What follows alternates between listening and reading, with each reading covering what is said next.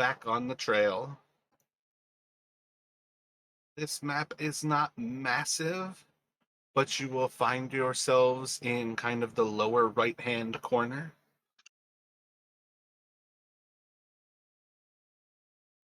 On that, shall I place George up here on the basis that I had, with, as said, varying degrees of success, managed to jump a trap?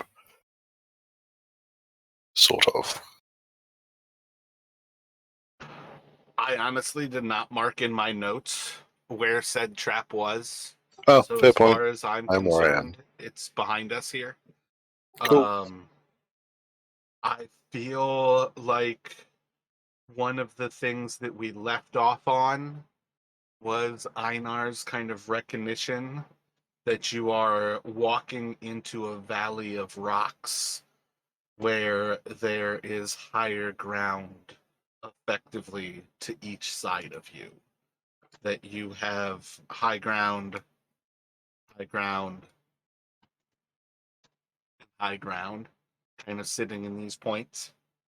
And I think that kind of moment of recognizing that we should tread a little bit slowly was an important aspect. I have to think about this real quick. I did not even allow it to be a thought in my brain that Nick wasn't going to show up and we were going to have two players level one.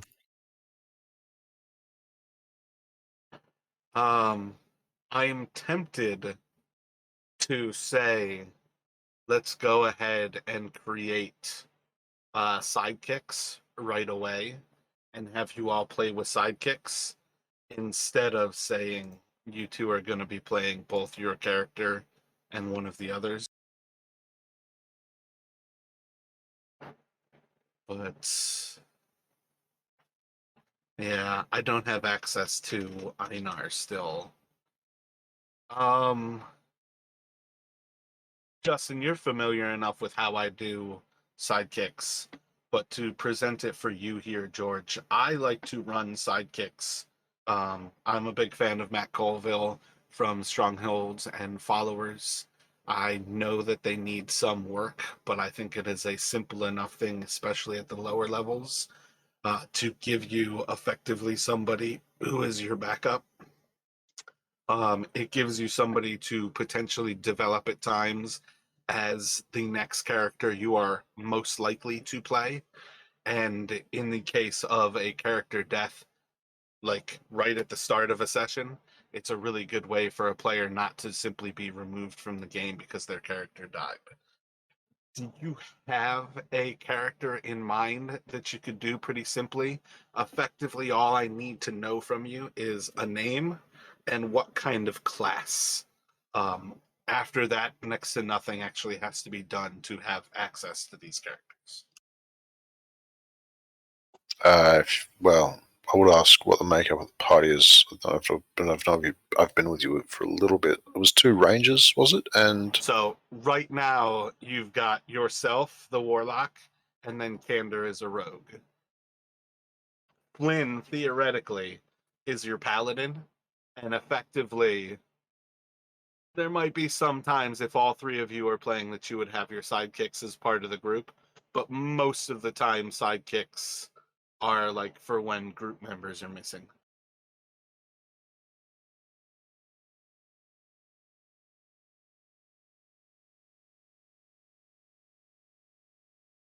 no, I have my favorites, but because you play with new guys, I'm trying not to pick anything that's.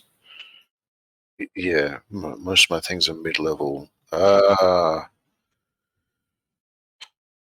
me an evocation, was it? They're squishy at this level.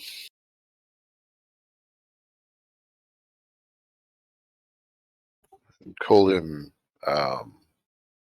Give me a sec. Just gonna name it Pepper for right now. You'll Cool. be able Pepper to is fine. edit the actual token.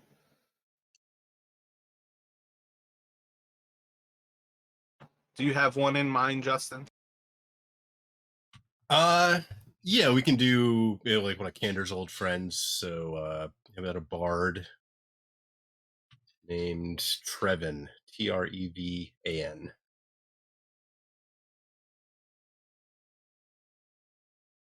You had some racial distinctions in your world, so me choosing high elf or something that I usually They're not would going to be. have a race. Yep. You can Okay. have a race in mind, but effectively these characters are like a shadow of a character. It is just enough that if something happens, you have a character, but in general. Okay. All right, so right now they're just dropped under allies. It's not nearly as important what you guys do with them at present. We'll kind of get more into them once you guys actually have like a picture dropped in for their avatar. Um, but for what it is worth at present, that is simply just another character who is running around with you guys at present. And I am going to delete Einar as well as Flynn from this current moment. And we will basically allow you all to, um, you said Trevin would be your backup with Candor, and we'll let you guys kind of approach this situation. For what it is worth, we'll have it basically Candor's kind of recognizing that you've walked along this trail. There were clear signs of them doing nothing to hide the trail, that the trail was like semi-obvious. The trail seemed just kind of a casual place that people were walking, only you guys were tracking that they're dragging a body. You then kind of spot clear signs that they were starting to trap the trail, and now this trail is leading into a valley, and you have this understanding that you are once again like in a high ambush kind of presence here. And with that will allow you guys to kind of push forward how you would desire. So we've got Bast and Trevin. And once you guys would like to, you should be able to drag them out, drop them on the board, and move as like the full company of four. As far as when things go to initiative, they are simply going to follow your turn. So assume if you roll like a 15 with Candor, Trevin basically acts on 16 kind of thing. As soon as you go, Trevin will follow. Gotcha. Yeah, so Trevin will kind of come up the trail and he spots Candor and he goes to like, say a big hello, and Candor kind of like, you know, makes a hand gesture to kind of like quiet him down, as thinking when he gets up there is like, quiet, quiet now. It's like there's might be some dirty work afoot here.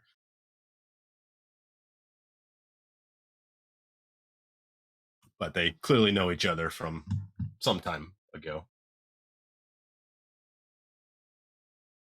Um, I guess Bust could possibly have known George. Maybe he's come from the same town. George was generally disliked in his old town for spreading strange rumors and gossip about things in the sky, but maybe he had a friend who was old enough and close enough that he thought he'd wander along and just make sure he didn't get himself into any more trouble.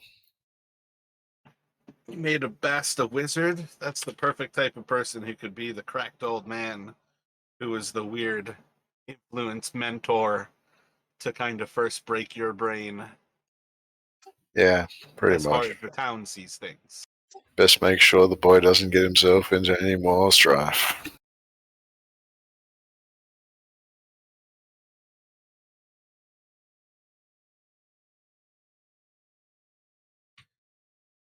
So recognizing this kind of like potential choke point here and walking into this little valley, um, Candor looking around, does it look like there's any places that might be scalable to get up to higher ground as we start kind of cautiously moving forward here? The rock is not ideal. It's certainly not going to be the easiest thing to climb. It is also not going to be impossible to climb. It is not simply smooth. If you had something like a climbing kit, you could probably make pretty easy work of this, but it's approximately like a 20 or so foot climb.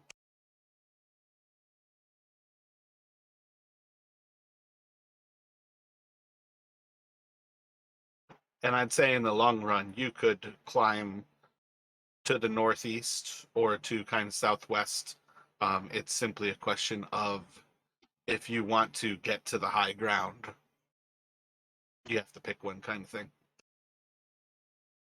Right. So Candor might suggest, if we don't try that, perhaps we try and hug one of the sides rather than going right down the middle.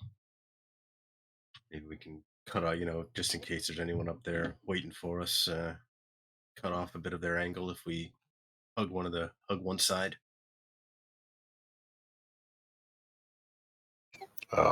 Yeah, sure. Putting that out there.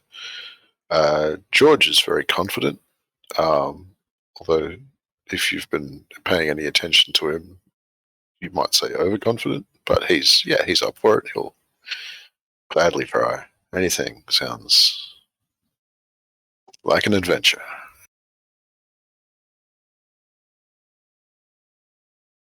Yeah, so Candor will have his take his short bow off, kind of unsling it, and he's gonna start kind of moving up towards the north here.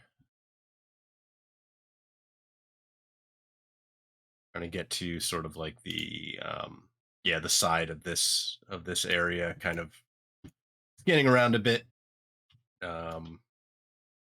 His friend Trevin kind of sticking close to him,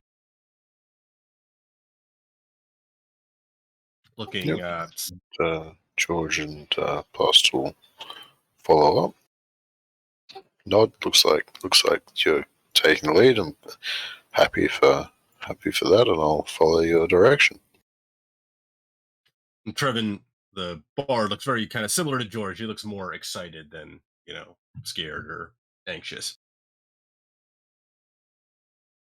Gotcha. So you're looking to kind of cautiously keep to that northeastern side, or are you preparing to climb that wall? uh he's not thinking he's going to try to climb it right now. He's probably just going to try and kind of move along the edge, as much as he can up north and then around west. Gotcha. So let me get perception from both of you as you all are creeping forward along that wall. 1 moment. Where is my perception? So, as you all start to move forward and you come around to this kind of peak area to the northern side of that screen, you can kind of see the rocks like are coming down a little bit into another valley that seems to kind of go north into the east. It's kind of like filled in with large boulders and like a tree growing there. But as you all kind of get to that point, kind of extending across the trail, more or less north to south, but with a slight little cant to it, like maybe like a 60-degree angle to the trail, kind of along those lines. There is just a single very tiny vine that's kind of pulled across the trail. And were it not for a very close look at it, you wouldn't really notice that the vine is under tension. And kind of tracking it along to the east side of the trail, to the west side of the trail, you're pretty sure you can see that there is some precariously balanced stones that are being held up under tension, and that this is another trap that if you were to trip that, you might find those stones falling on your head or the people who are following behind you.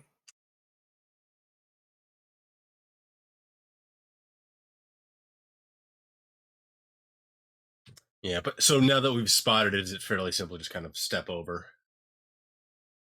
Yeah, stepping over it would certainly solve the problem. The other thing is you could also simply try to trip it from safety.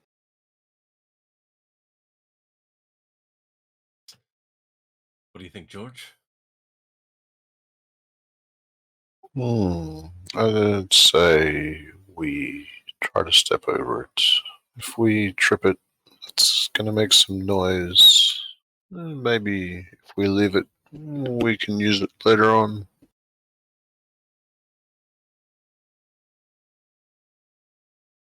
Agreed. Yeah, Kander will move and try to step. So effectively here, let me just have everybody roll 2d20.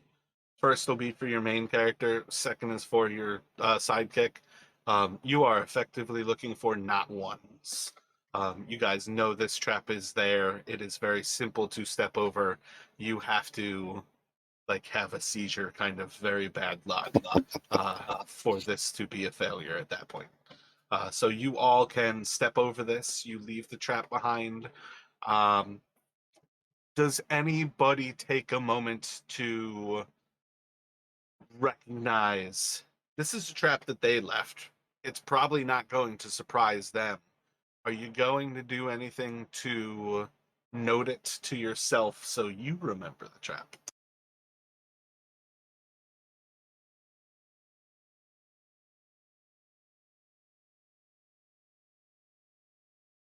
I don't think George is canny enough in that sort of survival type. He might think he is, but if George was to try and do something to leave this, it's either going to be like trying to scratch a weird little face into a rock nearby, or just throwing some leaves at it and being like, "Oh, remember those leaves."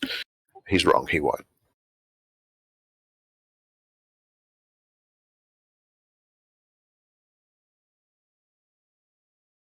Any thoughts from Candor? Is that perfectly fine by you? Um, if so, you Yeah, he was thinking something similar, maybe like scratching out a mark, even just like he was really thinking in the dirt, but that'd be easy to miss. So yeah, maybe uh yeah, he'd let George kind of make a mark and just um try and kind of fix the spot in his head at the same time as much as he can. let me get an Okay. intel from both of you real quick. Intelligence check. Yep.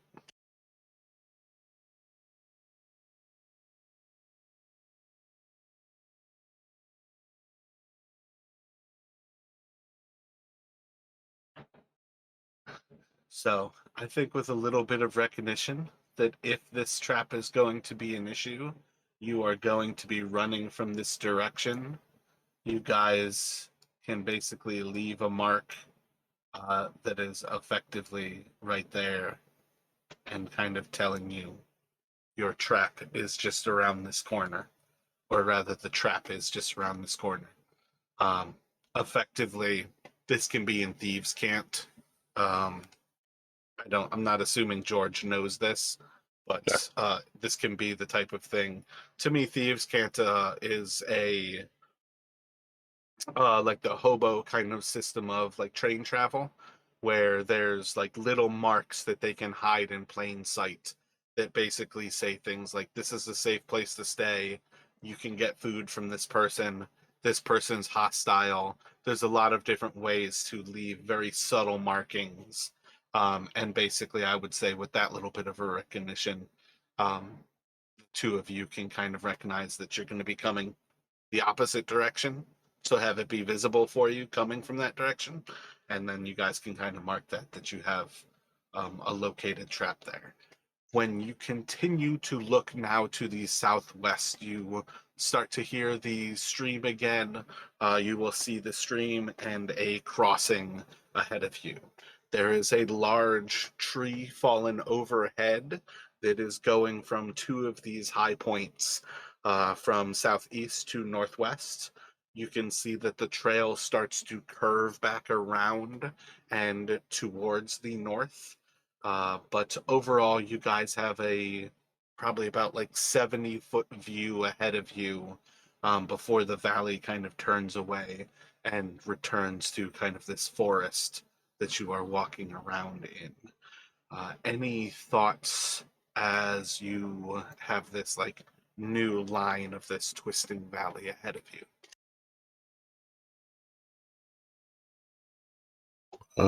George is going to be pretty impressed with himself that he managed to see a vine trap. And he's going to be making somewhat of a show of keenly keeping his eyes peeled. It's not going to give him anything. It's just he's chuffed.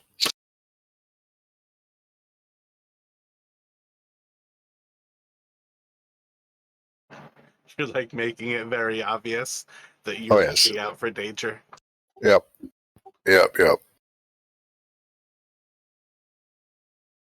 All investigatory and stuff. If I had a magnifying glass, it would be out. It wouldn't help me. It would make things worse, probably.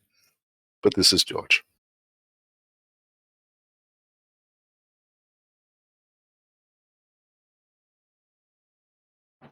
So you've got another opportunity ahead to continue along kind of the decided path ahead of you, or you could once again kind of divert to one of the areas of high ground, and as well potentially decide whether you think that tree is something that is meant for a bridge across for safe travel, or whether that tree is potentially something that is endangering to you and might be used to fall on your head.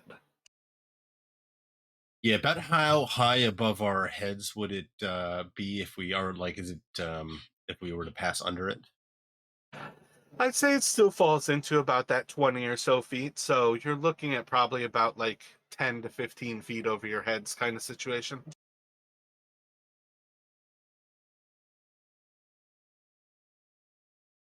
Like those cliff tops are where I'm saying 20 or so feet.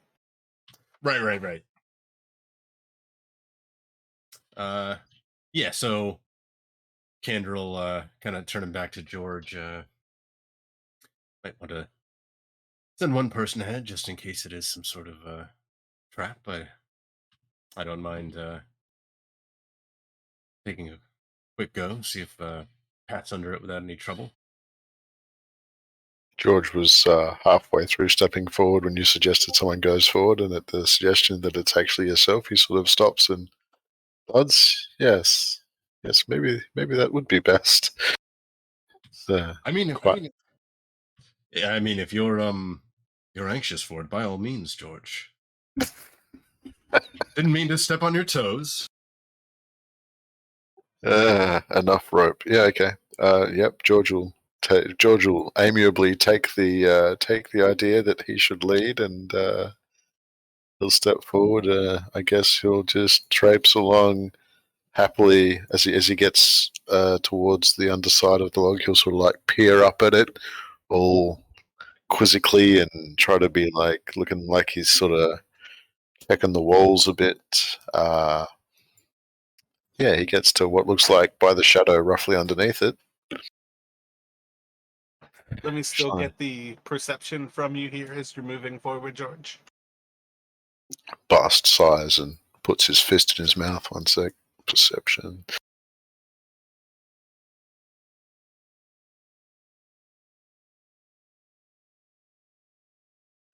So as you're moving forward, keeping an eye out, looking for the danger, you can see Candor and your fellows looking from behind, watching you all pass underneath it. Doesn't seem to be anything. Pretty much up to at least the water. You don't currently see any signs of anything being an imminent threat, and you feel pretty confident to say you guys can at least come up to that point and kind of gather yourselves. Looking across the stream, it's definitely harder to try to see whether something is out of place, but overall, you guys can, yeah, take that ground.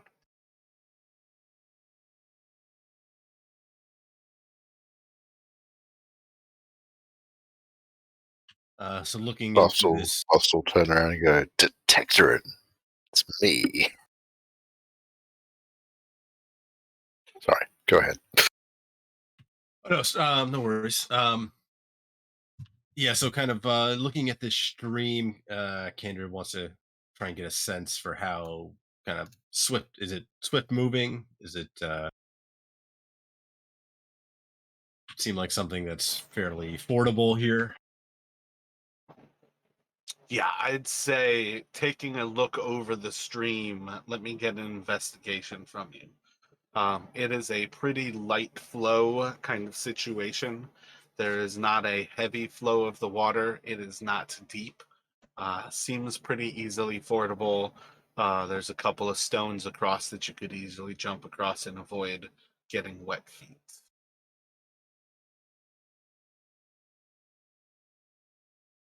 Yeah, so Kander, seeing that, will kind of turn, give a nod to George, and then he will move to he'll sling his bow back over his shoulder so he can use his arms for balance if he needs, and move to try and like hop across to some of the rocks to get to the other side. So I'd say this is acrobatics if you've got it. Otherwise, simply just a dex check.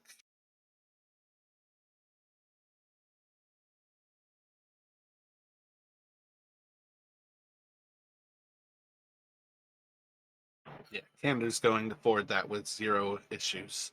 Just kind of stepping across with that simplicity of your hop.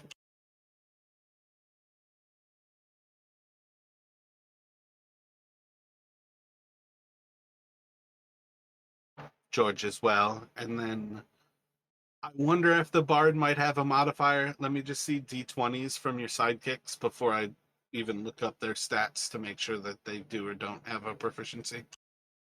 Yeah, when Trevin crosses, he'll be like holding his instruments like well above his head. Like that's the last thing he wants is to have that fall into the water. Like that's all he cares about. Bust is probably smoking his pipe, and given what I'm seeing, I reckon he's blowing out a hearty stream of smoke, which is immediately blown into his eyes from the wind.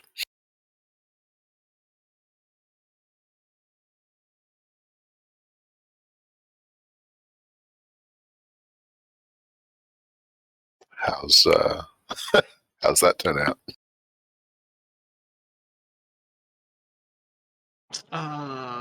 Didn't really expect him to have a chance for a proficiency there, but for what it is worth, he is simply going to fall into the water as he is going. I would like you to roll a d8 for me, please. It's always good when the backup character dies before the first one. Well, I've had 3 or 4 die in one of my other campaigns. Like quickly too. Like I think one showed up and like 20 minutes later dead. They are both extremely survivable. We can talk about the mechanics out of game time sometime. They are both extremely survivable and also extremely easy to kill. It is rather hilarious how impossible they are to harm until they're dead. Um, they're very funny. But I prefer to kill your sidekicks to killing your main characters. It's Fair one point. advantage to giving sidekicks because I could kill them off without feeling too bad about it. But yeah, he's just going to splash into the water. As far as things go, he's not making a whole lot of noise. It's kind of just a quick little "Ooh," uh, as maybe he like inhales the smoke, and you hear like this like kind of wispy, almost like cough, and then like splash as he slides down the rock instead of like going feet overhead and like falling into the water. He's almost like sliding down into the water. As far as moving quietly and you all kind of approaching this as the dangers that you see ahead, him falling into the water is an inconvenience. Nobody feels especially like you've made an alarm tripping scene of this moment. But at this point, you guys can all be on that kind of western side of the stream.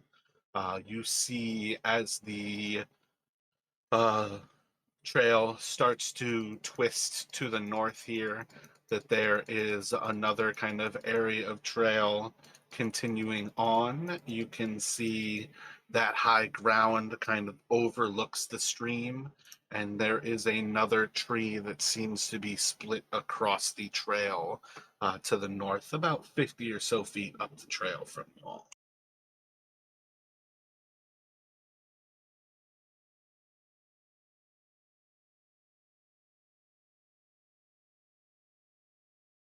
George Right. makes a kind of eloquent after you sign as Bast walks up onto the bank squishly on one foot. Right, eyes open, lads. And Kander will start forward, unslinging his bow again. He's got that back out, but he'll kind of start around and start up north, back around the curve. So you all, as you're kind of moving forward, still giving it a little bit of caution here. Let me get another round of perceptions from you.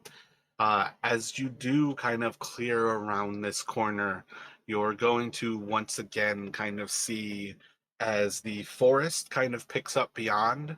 And George will be the one to kind of recognize that you can see the stones of a larger kind of hill or like foothill mountain-esque stone kind of dropping down into the forest. You can kind of pick up the like splotches of this stone, but effectively you guys are walking up to a wall of stone that is about 100 or so feet now to the north of you all. As you look along this trail, you're probably getting very close to this location uh, where the goblins have been, where this trail that you follow the goblins will come to its terminus. But George will say, beautiful scenery in this area. He'll turn to Bast and say, it reminds me when we went for that hike that one time. Good fishing that day.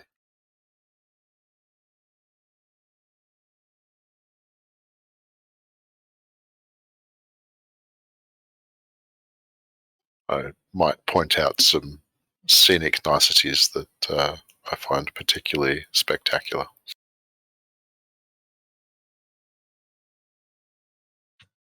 It's lovely and kind of place I might choose for myself if I needed to hide away for a bit. So if you all start to advance forward and follow this trail closer and closer, you're going to see another sign of another tripwire set up across that broken tree. And you'll see once again kind of a vine under tension that seems to extend from one side of the tree to the other. Uh, Without looking closer, this is simply a tripwire. You don't see what that it could be at present. Uh, Kind of set up to trip, but you can locate it. Any thoughts? Do you want to step over this one? Do you want to look into a way of disarming it? And This one, Kandrel suggests perhaps we should, if we can, try and disarm it, just in case you have to beat a hasty retreat. George will amiably nod, shrug a little bit. Yep. Yeah. let me get an investigation from Kander and George. You can either assist or you can roll one yourself. Sorry, I should have waited till you. I'll assist, I guess. Gotcha. It seems like Kander can do that. George was on the sort of agreeing, sort of amiable. He's not contesting this by any means, so he doesn't want to try it himself. He's just helping. Oh, is that already the roll right there, Justin? That 0-14, yeah.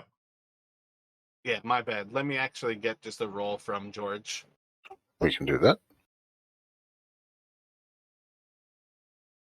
It's definitely the speed of roll sometimes is too fast. Yeah, I should have waited.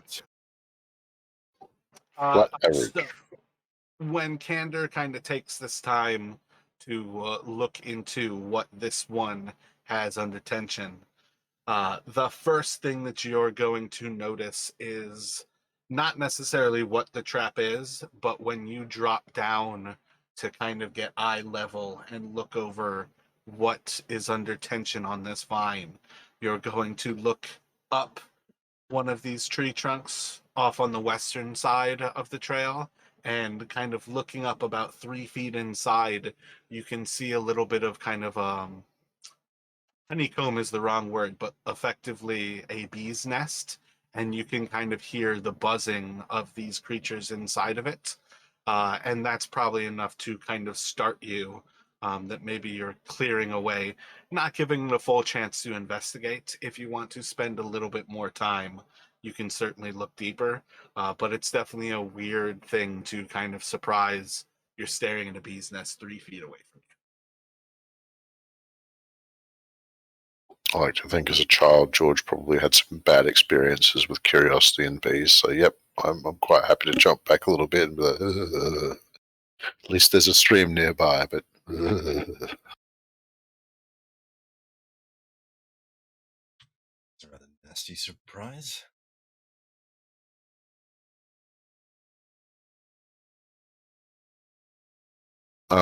Should we be moving ourselves up to that position because that's where we are roughly for the narrative of this, or where we are? Effectively, yeah.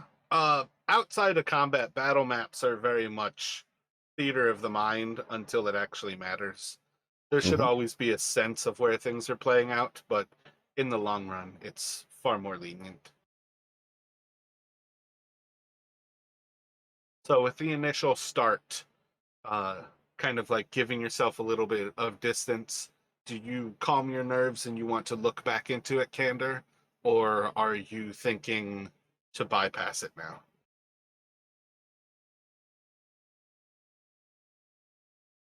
Kendra might he'll turn around to like George and the others and might kind of like make a little motion to maybe take a step back a bit. I'm gonna see if I can disarm this.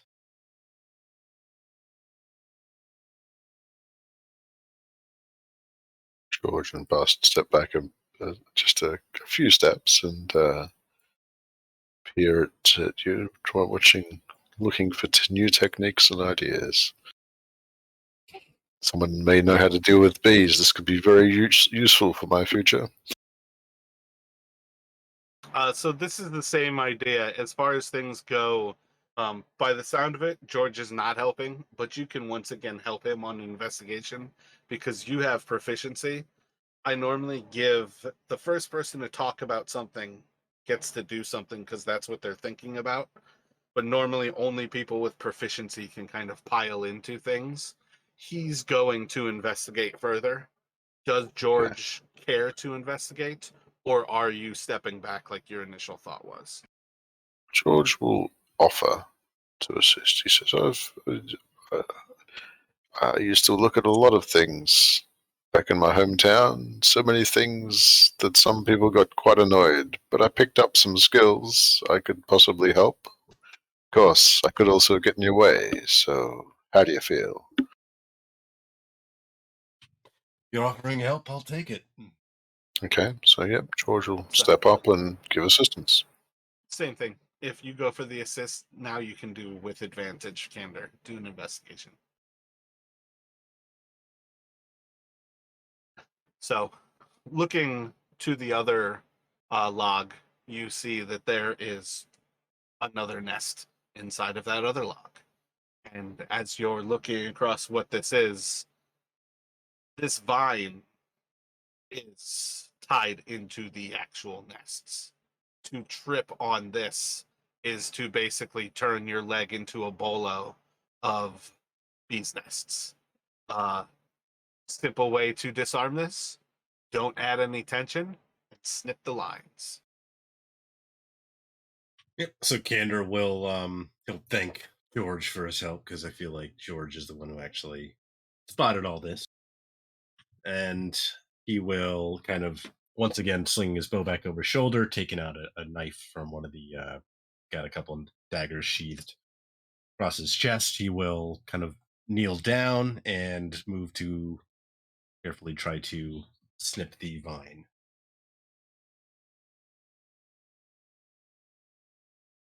So you guys have another free area ahead of you. You can kind of see this trail leads on about 30, 40 feet before it seems to expand a little bit. You can kind of see that tree line around where George pointed out that he started to see the stone of the actual wall of this hill. But more or less, you start to see a little bit of a sign that there is somewhat of kind of like a grass clearing up ahead of you. And then to these sides, you still have kind of like the low trees, and you're sort of leaving that actual high ground kind of immediately behind you, as it's basically, you can kind of see a little bit of signs that this log was probably a bridge in a similar way across from east to west in this location. But you guys seem to have clear ground ahead of you. You start to move forward. Kander he'll get up, he'll dust himself off. He's very careful to try and get all the dirt off. Like he likes to keep his clothes as clean as he can. Feed his knife again, once again unsling his bow, kind of nod back towards the others, and he will start forward again, still moving cautiously. Does George draw any weapons with any level of kind of tension in the air, kind of feeling a conclusion coming to hand? Or are you more or less like hands free? He has a club at his side, but the club is more of a visual deterrent for others. He is more of a spell slinger, I think. Gotcha. So you see Kander preparing himself. I have a feeling with a bard, you'll see, the instrument action, or it could be like a pen and paper is his instrument, whatever that is. But you kind of see Kander and Trevin starting to prepare for the imminent danger. Kander, you might basically notice that neither Bast nor George actively do anything to prepare for said imminent danger. But as you all move forward here and start to kind of progress, seeing some of these signs ahead, you're going to start. Sorry, I will do one thing.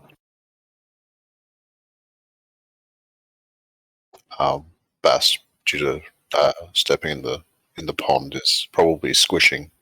If George does have the time, with having a companion squishing alongside him, might prestidigitate his foot dry. It's the kind of thing you do for a friend going into a bad situation. You can definitely take some moments to dry off Bast with prestidigitation. Um, this will be one of those things where, um, being from Leyland, it's probably not terribly surprising to see somebody using prestidigitation. There's enough magic users who have come to that area for the tower that you would not be terribly surprised to see some of their more basic tricks. But yeah, you can dry off Bast. Sorry, I was thinking he's got a squishy foot. That's going to get very annoying at some point.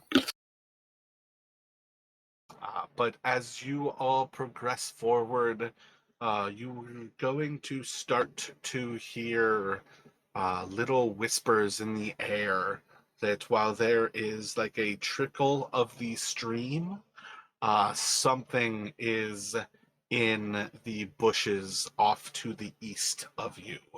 And this would be basically as you all are getting towards the end of this map, effectively here.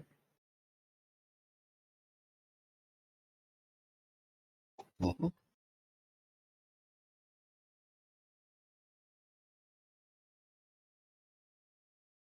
Yeah, so Kander's kind of gonna like he'll pause as he like not sure he heard it at first, and then he's gonna kind of stop and listen and kind of point off into the bushes and almost kind of like tilt his head questioningly towards the others. Like, do you hear that?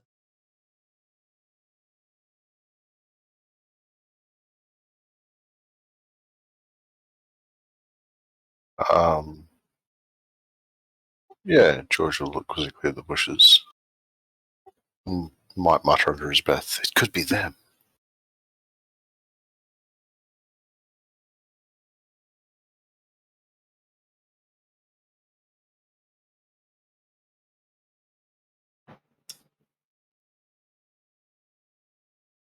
What are you thinking there, Candor? Yeah, so Candor will nod and um yeah, he'll say looking at this tree cover on the other side of the stream, is it pretty thick? Is there any visibility into it? Roll a perception.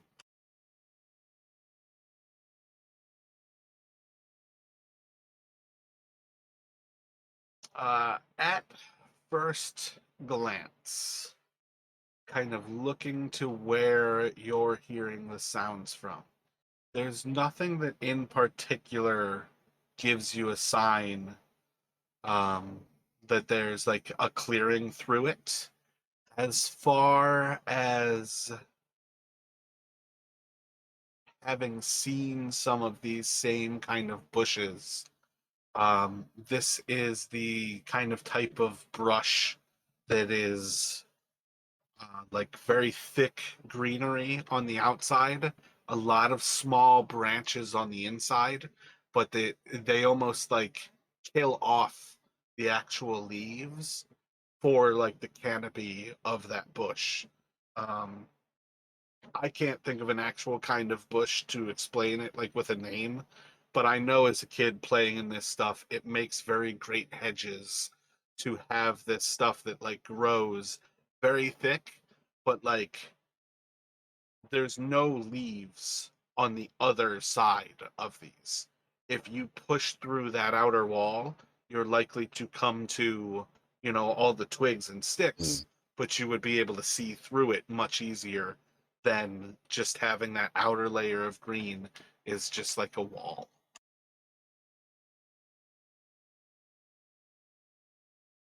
Right. So imagine trying to push through that first bit of it, probably make some noise. I think also, though, with the 17, I think it is perfectly viable for you to notice that while the sound is coming almost directly from the east of you, as you like track the stream up and into this like mountain, there's like a massive crack in the rocks that the stream is coming out of. But there is a break in the actual bushes that leads into this area. So you've got multiple signs again where there is effectively an overwatch position that would have a better sight of you from that side than perhaps you have from this side.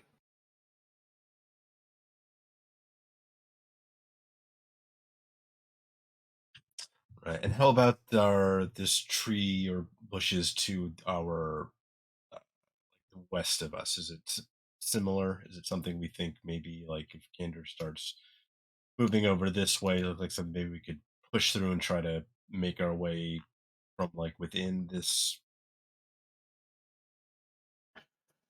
You could certainly spend a little bit more time on that side if you would like, but I think that's going to come back to the idea. It's the same kind of brush, but there's signs of the actual rock wall beyond it that kind of gives you at least a little bit of sign to the actual like terminus of this area. I've got a little bit more of that side revealed to show like where the rock is, and for what it's worth, I think it's fair to say you would also recognize, and I just have to be a little bit more detailed, that the rocks on this other side kind of do the same thing to show you that there is like a pocket of brush that is much wider and thicker than on the western side of the street. Gotcha. I think almost the answer to that is kind of like a recognition that these two sides are pretty symmetrical, only the whole area where you all are standing is like very clearly kind of cleared, um, whereas the other side does not seem to have that same effect.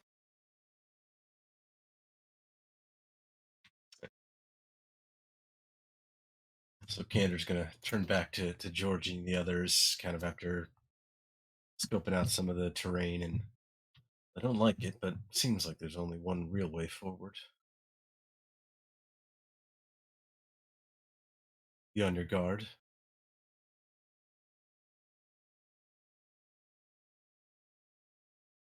George sort of opens his eyes and appears to, or starts peering, strongly peering at things. Bust shakes his head. Stupid boy. Roll an intel for me, Kander.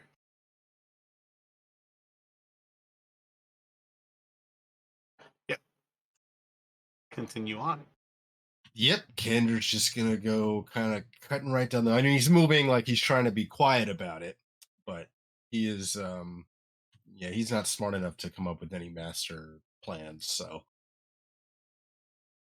Gotcha. So just moving forward stealthily, recognizing the danger.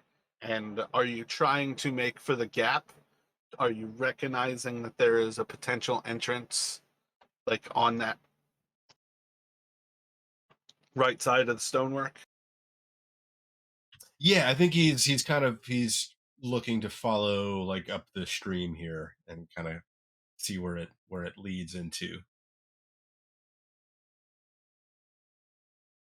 Gotcha. So at present, you might be doing something closer to just like moving for that position. Yeah, yeah. When you move forward, are you calling for the others to follow you? Are the others trying to stand back? What is everybody else doing? I was intending to follow. If he's not made any signal to me not to follow, Bust and George will follow. Yeah, I think Candor just completely slipped his mind to even formulate like an order of movement. So he just started moving and almost kind of forgot to tell anybody. Gotcha. So yeah, you guys can follow with those other three. You can place those like the three following Kander wherever you would like. As he is moving forward, he is very clearly taking his steps uh, to very quietly move forward. You can see the care placing his foot kind of, what is it, toes first, and then very lightly kind of resting his foot and moving with like this very purposeful and intentional steps. Eventually, you are going to kind of come to this point where you can hear the water flowing through the stonework, and among the sounds of the actual stream moving, there's going to be kind of other things that cling in the air, among them being kind of the snarls of some sort of canine creature inside of this cave. To your east, you're going to see this wall kind of opening into a little bit of clearing, and you can now see one green-skinned, tiny little creature about 3 feet tall that's kind of like relaxed across this little bier of like boughs, like of a tree, like greenery things, like cut down almost to make a little couch. And this little goblin is like lazily kind of sitting across this couch, kind of like sitting there relaxing, and you can see that it is speaking to another creature.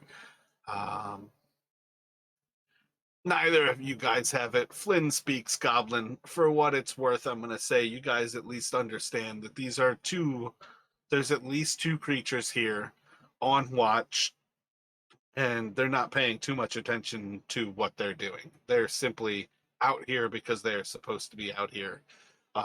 But effectively, you have sight on the first of these, kind of to the southeast of you, and then you can see that the cave moves in to the north, and you can hear the sound of canines.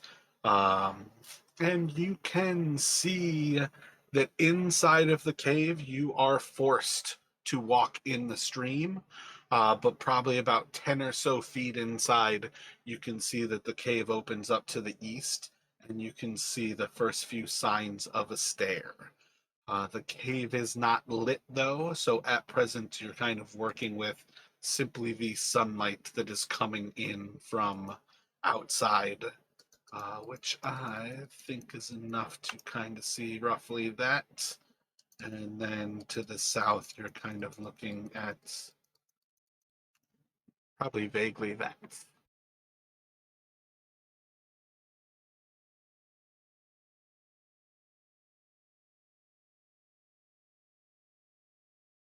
Yeah. So sorry. So Kander, kind of spotting this creature, is going to turn back to the turn back towards the others and try to silently like pantomime like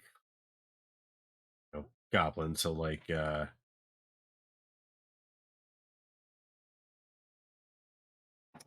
Let me get a performance check from you. yeah, like hold his hands up 3 feet and then like make an angry face, trying to just like yeah.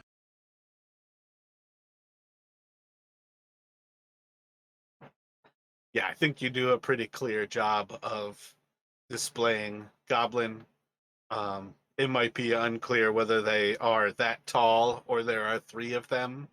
But for what it is worth, I think you have a solid way of showing what you're noticing there. That um, there's goblins to the southeast of you. The entrance to this cave is above you, and I would say you can pass on with that 14. At least the vague signs that they have some sort of, um, again, canine, dog, wolf, some sort of creature inside that is a non-goblinoid, that kind of at any point is going to start to smell you all. George's eyes grow wide at the mimicking of something small around the corner and possibly humanoid, and then the wonder sort of decreases gradually as you sign something along the terms of wolves or dogs and canines, and possibly through the great performance, something more goblinoid than what first came into George's mind.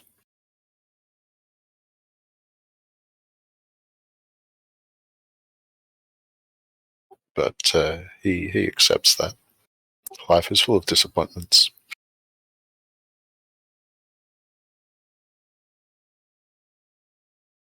And Kander's going to quietly try to move back, and maybe like just actually whisper to George what he's noticed. Um, without alerting, if he can, without trying to alert the goblins that he spotted. Um,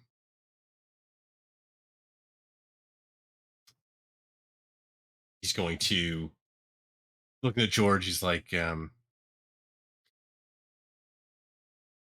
don't seem to be very good lookouts, but might want to deal with them if we before we try to go traipsing in too far. George will nod. It's in my experience, small as it is, never had fun leaving enemies behind me when I go into what could be their house. Never ends well. Sometimes even friends. People don't like it when you just walk into their house.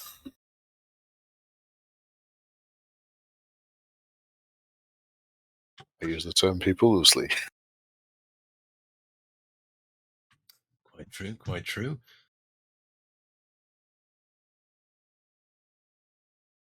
So turning his attention to this stream, that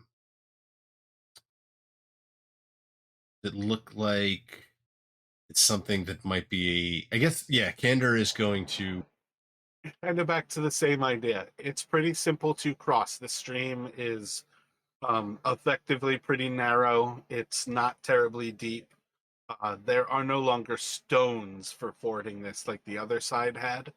But as far as things go, like this is entirely um, something that you could bypass, by basically like leaping over it. As far as mechanics go, it's going to be an acrobatics check when you are ready. Um, Effectively like acrobatics dexterity for the others who don't have it.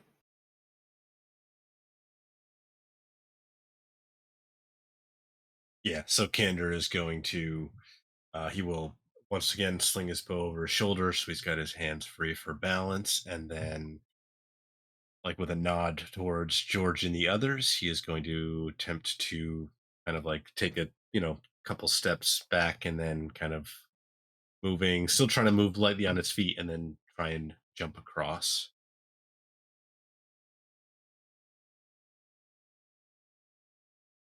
So, I really like to roll stealth for people. Mhm. And I've somebody go to say something there, or did I hear an No, echo? sorry, I was just agreeing. I was like, yep, fair enough. Gotcha. I really like to roll stealth for people, so I have already been rolling stealth checks for you all because you've been describing it, and I hope you notice that I have been describing you as moving stealthfully here. But I do want to give you a choice with this. There is going to be a disadvantage on a check here. You are basically about to do a double check as far as I am concerned. You can have disadvantage on your stealth as you leap over because you're taking extra care to not fall in the water, or you can have disadvantage on your dexterity athletics because you are taking extra care to be quiet.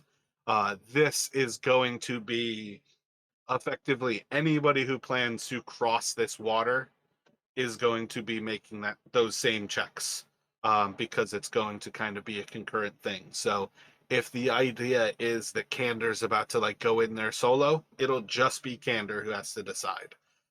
If the others are going to kind of jump forward with you, I want them to make the same decision here. But do you have thoughts? Would you like to pay more attention to being quiet, or would you like to pay more attention to getting across safely? Is this specifically at Candor, or you're asking both of us? Well, that's why I said it. Like if the three others can certainly all like have support role of like, no, I'm staying on this western side. I'm going to be slinging spells um from across the stream. If you're not crossing the stream, I don't need you to make that decision. But I know at very least right now, Kander is crossing. If you intend to cross with him, I would have you make the same choice here. I would say Bust would stay on the shore. George will do either. George will see if Kanda wants some moral support on the eastern side of the shore, and if so, he will attempt to join. George's personality, he's going to concentrate on the thing that he's doing more than the thing that is in the background, so he's going to concentrate more on not falling in the water than being quiet about it. And after that, we'll see what Kanda's doing. Yeah, Kander will be like, follow me. He's Kander's pretty confident in his own abilities to get across the water, so he's going to try and focus more on doing it quietly. Gotcha. Are Kander and George the only two that are going to attempt to cross here? I think Trevin will be hanging back with Bast for now, just kind of yeah, keeping an eye out. So let me get a dexterity from George, acrobatics.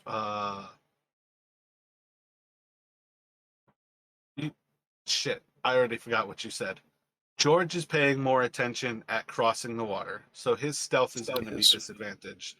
Kander, you're doing the opposite. You're crossing the water is what you are kind of like leaving to the wayside of silence. Yep, Kander's more. He wants to be as quiet as he can. He's not as worried himself about getting across. Doesn't think he Gotcha. has to Yeah. pay as much attention to that part of it. Yeah. So let me get your acrobatics at disadvantage here.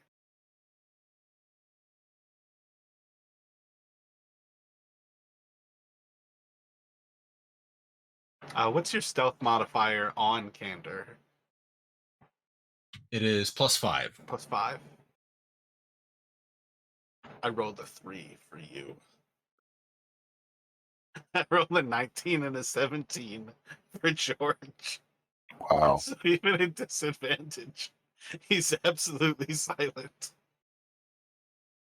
The So luck of I'm the gonna blind. say it's just enough, like, to how you're kind of crossing, that you like leap across, and you're going to like slosh a foot into like just a little bit of mud that's almost like feet across and like well out of the way where there's no reason for there to be like a thick like portion of mud there.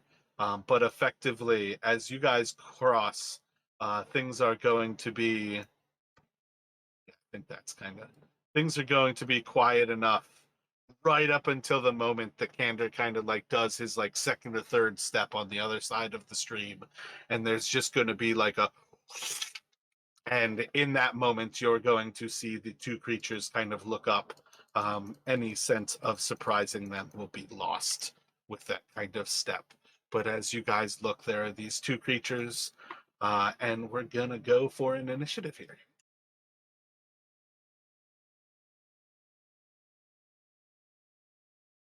Yeah, you'll see Candor will, like, as that's happening, he'll just be like, "Shaba, you bitch," as he slips. Sorry, I didn't click my character token because I would have if I was doing Roll20 pure, but I thought Beyond 20 took care of that. That is my Yeah, you're bad. good. It plays out the same way. I almost said something to you to like make it sure, but It's funny because I run Roll20 all the time. I just don't run it across, things.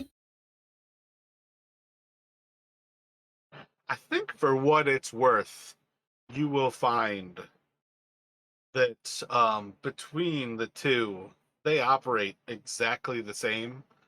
The only difference is where the actual character sheet is.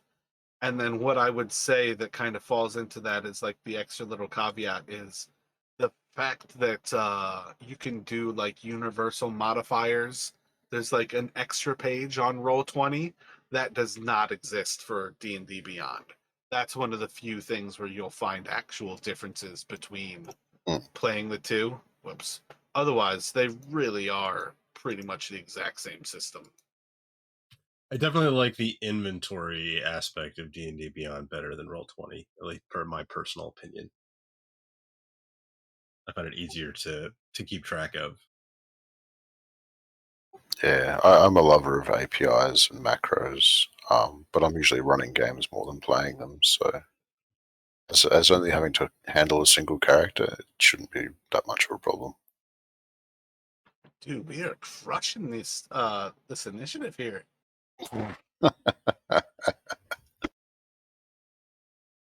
I normally don't put their initiative up like on the initial like start of a turn, but just the fact that everybody rolled in the bottom third, that's just beautiful.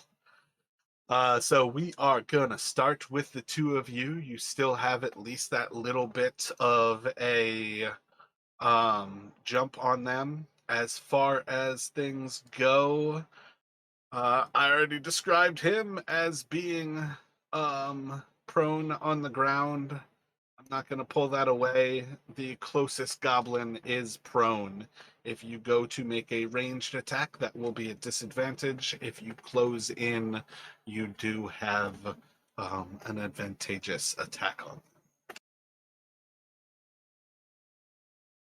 George is going to mutter to himself. I will check first. You did a six words as a free action. Is okay? Technically, it is 6 seconds of speaking. I don't necessarily limit it to a number of words, but yeah, it does take your free action to say things. Just character building of a sort. But George will mutter to himself, "Power that came from a dream," and I'm going to cast Sacred Flame on the prone goblin. Don't know how this translates from Beyond into this, but we'll find it. It looks like it's just rolling damage, right? If I Is there a way I can put the spell? Maybe this. Um, Oh, the that does the spell same thing. My bad. information, I think, is the name. Or no, where it says display on VTT is when you can share information. But your sacred flame is going to burn into this creature as they are kind of reclined on the ground. And you're going to see, as they do not move, that creature is going to be consumed by the flames. Was it its radiant damage from the light of the gods above? Any other movement from George, or I don't know if you would have a bonus action, but do you have any other thoughts? Otherwise, it is going to Cantor. It can go to Canada. I'm surprised enough that that worked. I think I'm as shocked as the goblin may have been. Yeah, so Candor kind of regaining his balance and looking down at his foot as if it's betrayed him, is going to kind of start moving. He's kind of moving towards this. He's drawing out his blade as he started moving forward, and then all of a sudden, like as he's closing in on this one that's seated, sees it kind of burning up and starts moving. And did he just remind me? Did he actually spot this second one? Does he know this is here? Yeah, yeah. Once you guys actually cross the stream, you can see this whole little area is kind of cleared up. The second one was still on patrol, like still like walking back and forth. But effectively, that one, it's still like holding a conversation. It's just not reclined like the other one. So Gotcha. more or less, that one's like looking directly at you once you guys cross the stream, and you're like making eye contact as George like leaps across and just consumes this one in like a font of light that just like dries out into like a zombie or a mummy like husk. Yeah, so Candor is kind of like moving. He's now rushing towards this other one, and he like kind of do a little kind of feint, and then he's going to try to smash his basically the hilt of his rapier against the side of the goblin's head to try and knock it out. Gotcha. Yeah, you can go for that attack.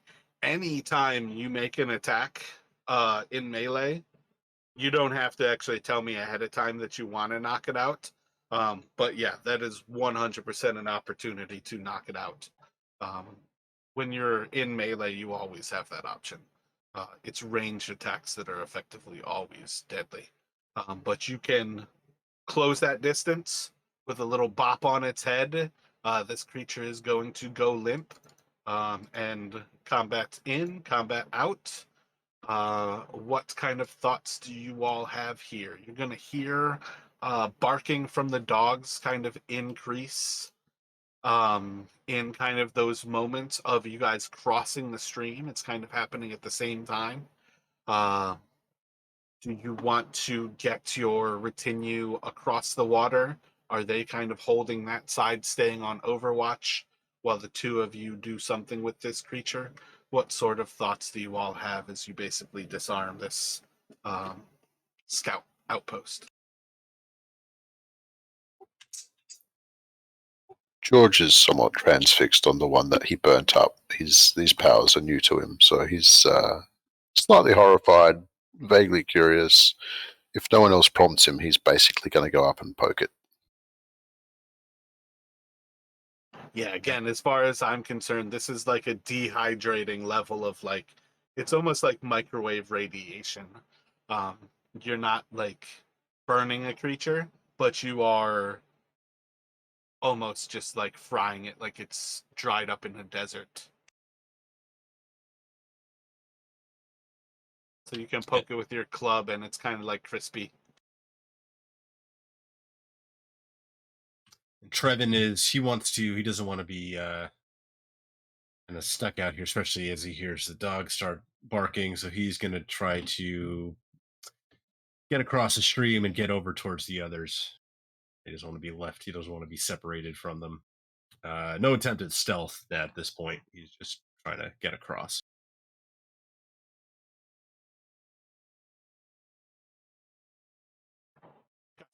Is Bass going to follow? Yeah, if everyone's coming over this side, I guess he'll come and have a quiet word to George just to see if he can pull him away from the corpse that he's created. Come, boy, leave it alone. Get away from it. Can't spend all day out here. Let me get a d20 from Bast as he moves across. I think the bard actually has proficiency. Oh, proficiency is still just going to be +2 though.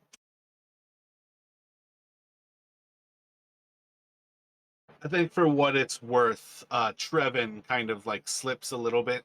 Like the stones are kind of like slippy, but in the long run, I do not believe he can fall in without rolling one, basically. I'd say that's Came more close, like a but wet foot kind of thing. When you get enough of George's attention, you can dry off his foot with prestidigitation, but it's not nearly the same kind of situation as like just falling in.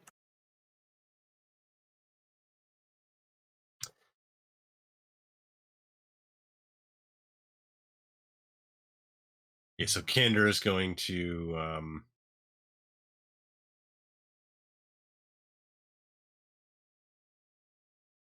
yeah, not sure if they actually, if anybody saw them aside from these two they've already dealt with. So he's going to try and like kind of like motion the others in towards him, and he's going to kind of stepping over towards like the the goblin he knocked out. He's going to kind of like crouch down, um, uh, putting away his blade and moving to draw his bow and moving to essentially like take a knee and go prone.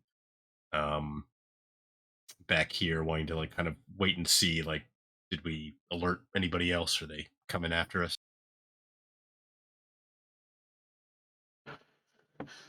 Did you say you're waving like the others to kind of do the same? Yeah, he's like kind of like giving the hand motion, like waving them on. So Trevin will follow. If Bast has got George, George's attention away from the corpse, yeah, they'll notice and they'll move over as well. gotcha. Do you, the way you say it like that, do you want to put it to a roll whether We George can. is transfixed still? We can. It suits his personality. I'm happy with that. I'm happy with the RNG gods. Yeah, like you can always do stuff like that and decide like that yes, you are transfixed and you don't listen. You can always put it to a roll yourself. If you want to ask me, like I feel like I would not necessarily know. Do you want me? You can always ask me that as well. But if you want to put it to a roll, whether George is paying attention or not, I would just say a wisdom. Yeah, But it's I'd say wisdom. Aside from it being a perceptive skill, it's also a learning from past mistakes skill. So I'll just do a flat wisdom roll. yeah, I feel like that's kind of getting out of your head enough to recognize that like whatever this power is, that's something, but you're still in danger. And yeah, I don't think George is transfixed by it. You all can kind of like fall into this area. You guys hear these canines baying, barking. There is certainly a large fuss. Minute goes by, 2 minutes go by. Do you all have any thoughts on how long you are going to wait to see if something happens?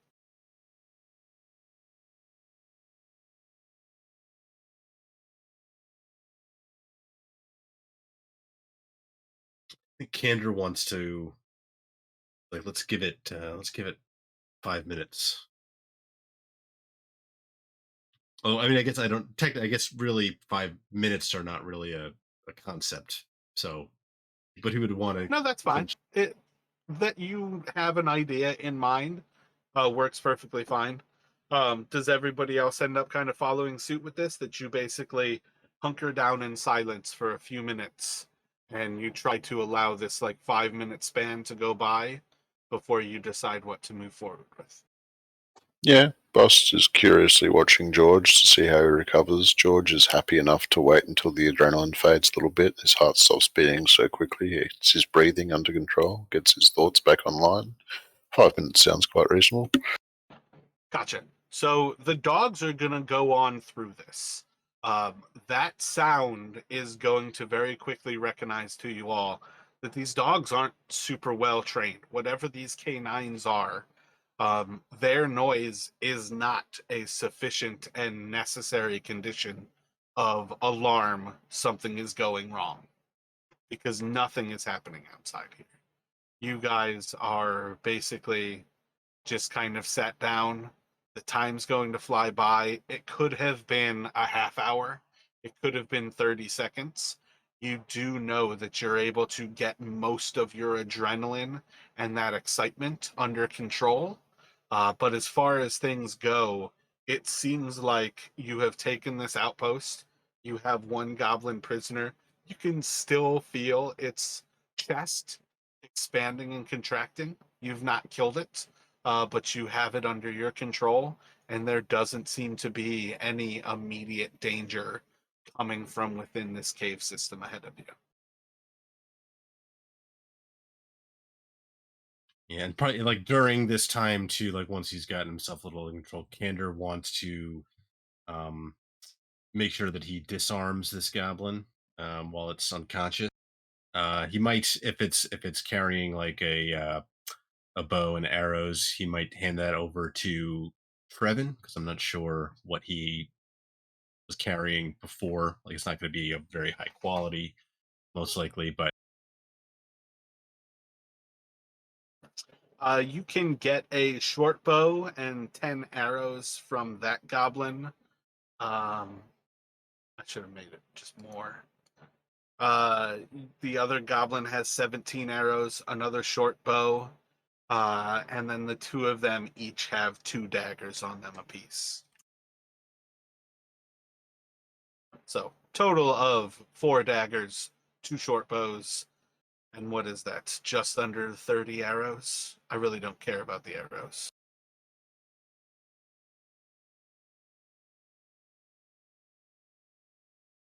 yeah. So yeah, Trevin will take the one of the short bows and fill up a quiver. If I can, actually, let me have you roll a perception for me as well.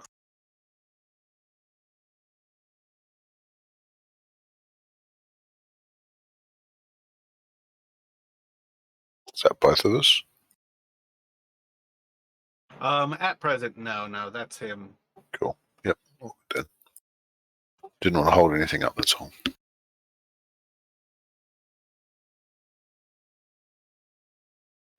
I say you can find um like 28 silver pieces across the two of them. I feel like it would be better to say 1 gold piece and then 18 silver pieces across the two of these creatures.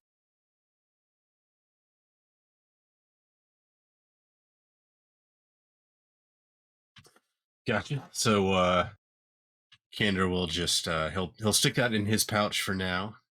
Plan to distribute out some later, but we're still kind of in the thick of it here. But after Okay. George is pondering over power. He's not paying too much attention. yeah, but as like a little time goes by, nothing seems to be coming. The dogs are still barking, but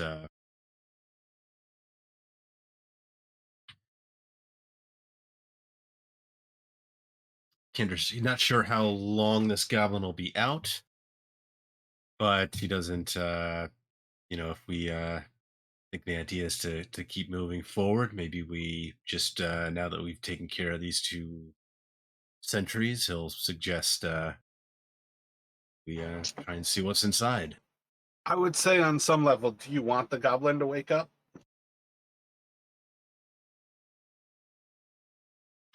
Um, I mean, he would probably be interested in questioning it, maybe trying to make, it probably knows, not sure if it'll be willing to answer any questions, but he would be Yeah, thinking, yeah, if it, I would say this is the type of thing where um, if you just knock it out, it has a certain amount of time where it's going to be unconscious for.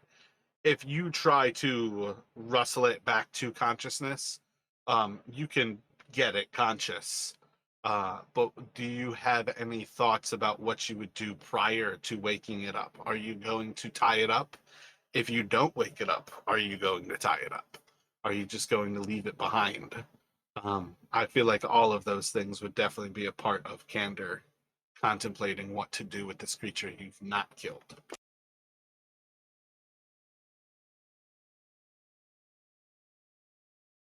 Yeah, I think he will. He doesn't want to waste any rope on tying this thing up, but he'll essentially ask like George maybe to just kind of stand there, look menacing, maybe have your club out, and I will just put in for George. It seems to be it must be a backstory, like a background item. But George does actually have manacles on him. The fact that my sort of planned story for George is that he's just another villager that's had a really strange set of occurrences happen to him that sort of pushed him out into the world. Means he's got no experience with goblins, and the only reason I can understand him having manacles is some sort of personal fetish. But he has manacles. yeah, I mean, if George brings those out, Candor might kind of raise his eyebrows, but then he'll nod.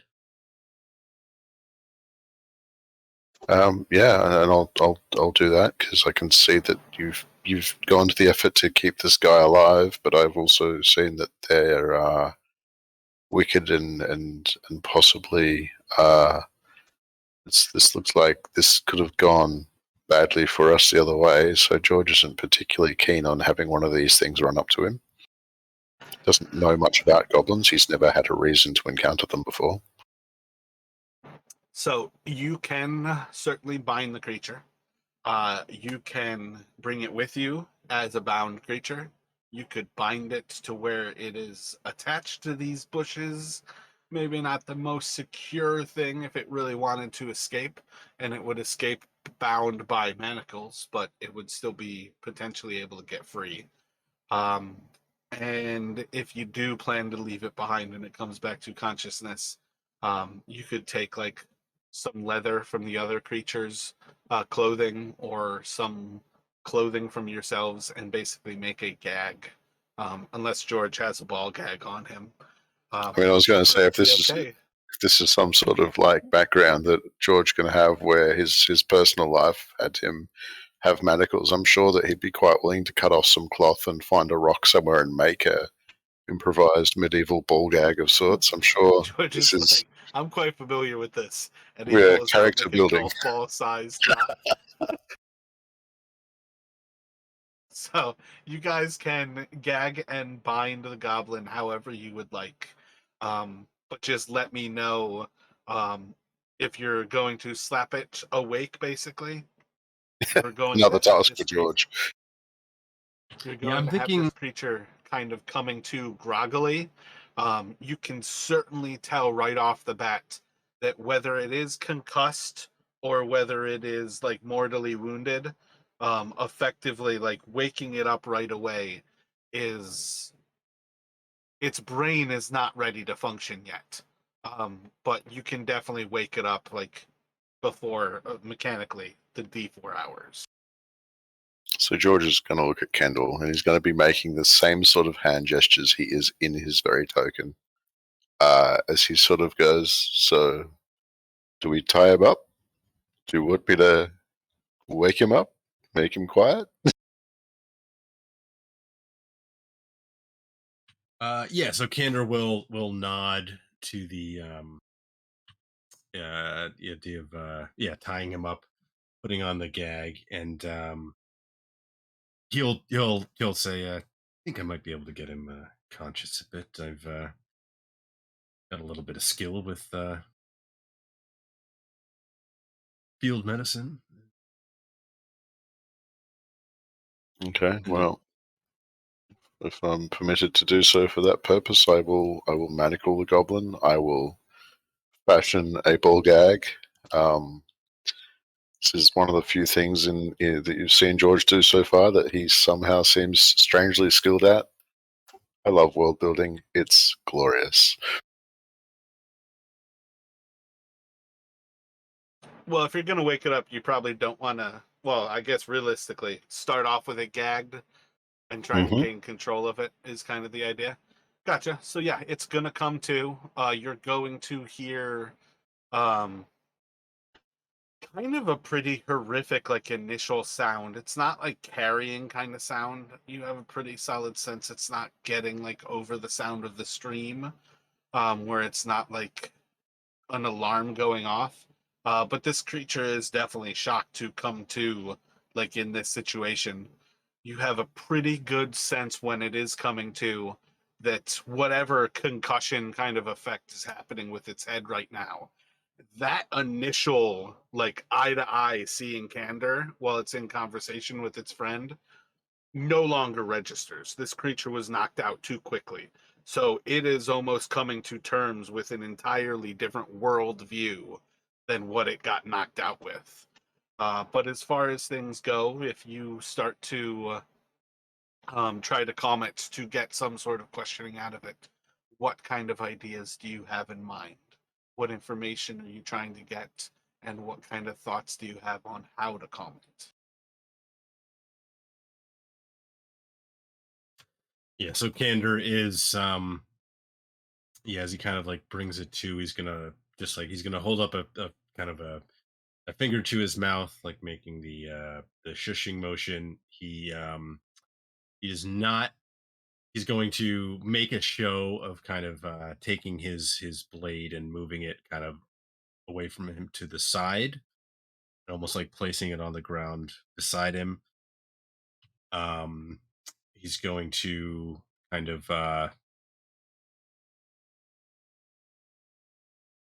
Are you he's pointing out its companion, or at present just kind of shush and then um like you're kind of a little bit south of it, so like if it's looking at you, is its companion behind it so it can't see?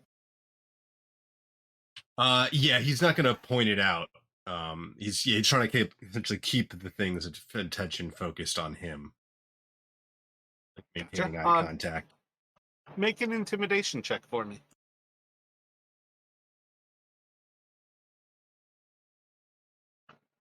So you'll see as it kind of recognizes what's happening, it's going to stop like making kind of this like animal trapped in a corner kind of sounds and kind of thrashing moments, recognizing that it's lost its hands, it's lost its mouth, and it's certainly lost any sense of what is happening here. But it's going to just, you'll just kind of hear like a little bit of like the hiss of air kind of passing over the stone in its mouth as this thing's essentially like labored breathing. You can still see like a little bit of like a haze in the eyes as this thing isn't like fully conscious. Um, but if you have any thoughts, you at least have it calmed. Yeah, Candor is first thing he's going to do is he'll be like he's going to say to it, nod once if you understand what I'm saying. I feel like It will nod. if you're quiet, you answer our questions. You have my word, I won't hurt you. You understand? Make a persuasion.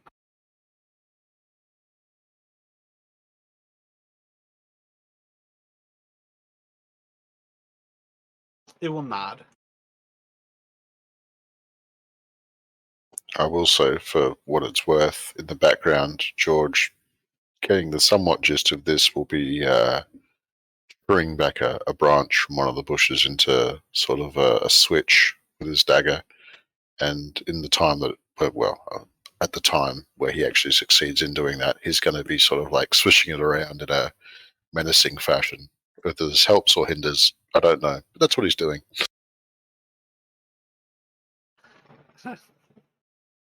I already have George 100% just a leather dom. yeah. I think that's where we've basically established now. Great. We'll have to work that in somewhere. Just roll them dice. Give you some manacles somewhere. It'll be great.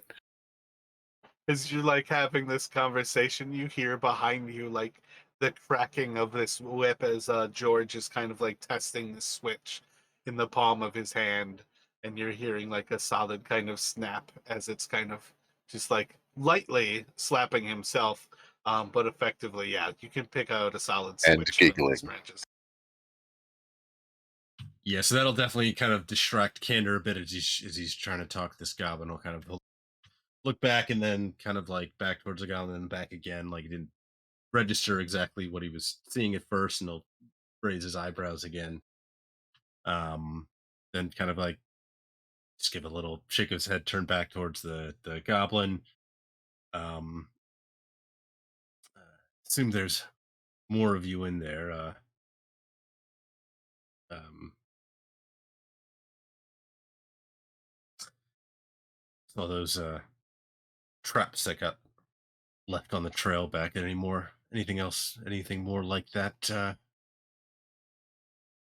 ahead? Still with the gag on, so he just wants like essentially, the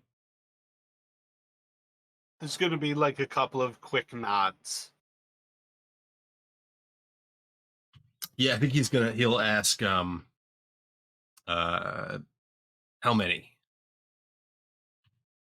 or no, he can't because the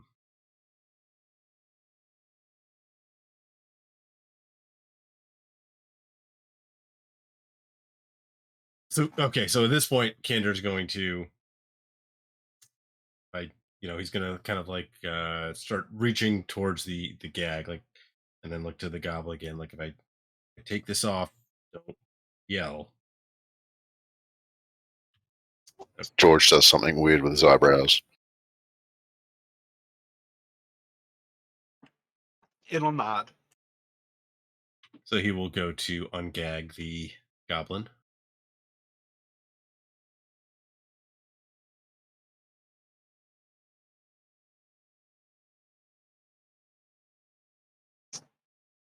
What assurances do I have that you have a word worth taking? Well, none, I suppose, but you don't really have much choice, do you? If I'm dead, there's still some choice.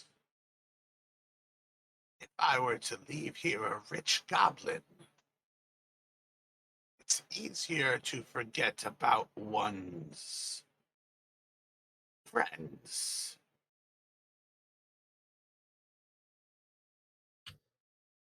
Well, now you give us some useful information, and I think perhaps we can part ways amicably.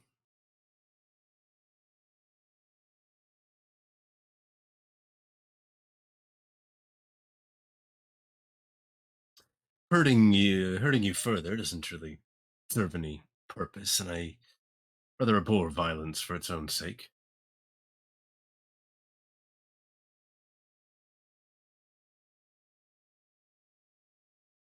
But you have to answer truthfully. Pretty good at spotting lies.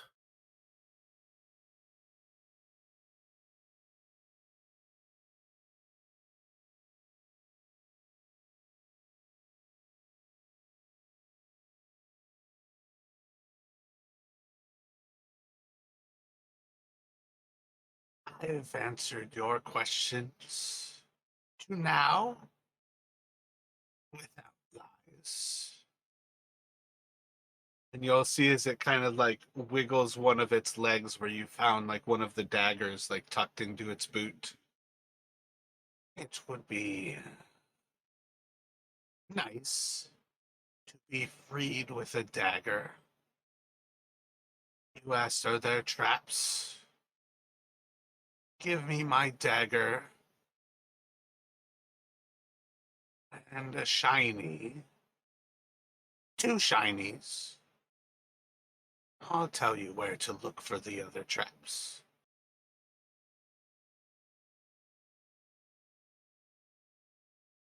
So at this point, Candor's going to look back to George, kind of like again, kind of raising his eyebrow. This time more like questioningly, like, what do you think? Um, so George is fairly cluey with people. If you guys are speaking common, which I think you are, he at least Indeed, yes. understands. Yeah, Candor does not know Goblin. Okay, so yeah, he's fairly cluey with people, so he'll have been watching this exchange. He's got some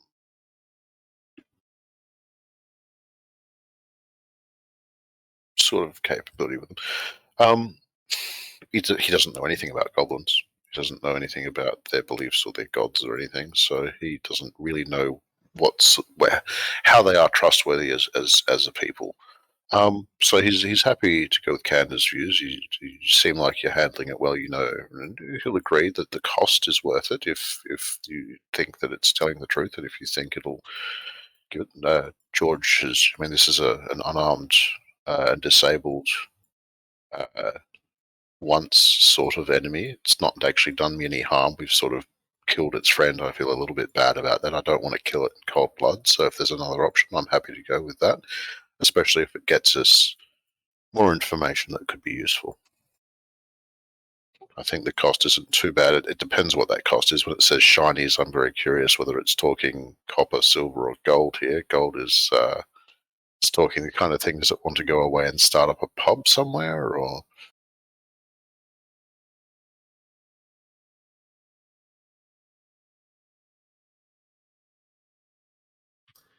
Yeah, so Candor will, um, kind of like nod as to George, then back to the Goblin, and I think this seems like a fair exchange.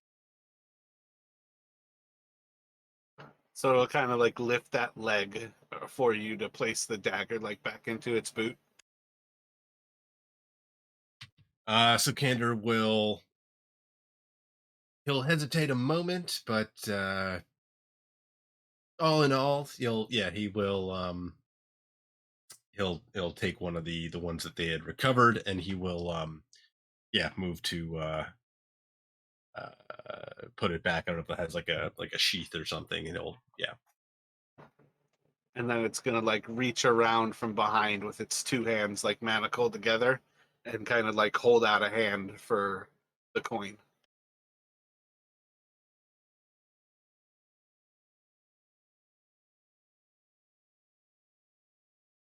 yeah. So I think Candor will pull out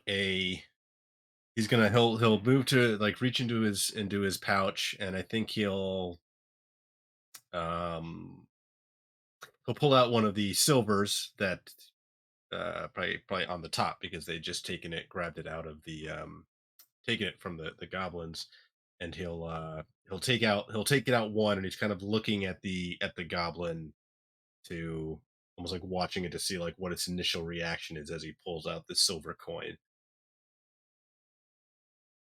Yes, yes. One more. Two shinies. Of course, yes, yes. And Candor will pull out a second silver. When you go to set them in its hand, it's going to kind of like reach around at its waist and it starts to like move for where you found some of its coins. And then it's going to kind of like with a little bit of a sigh look back to you. And my shinies you already stole? And you're going to see as it kind of like does some like belabored math. And it's going to say,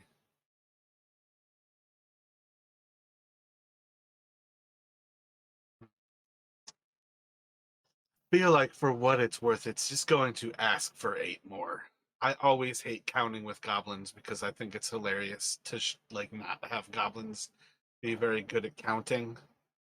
But I think it's going to kind of like 1, 2, 3,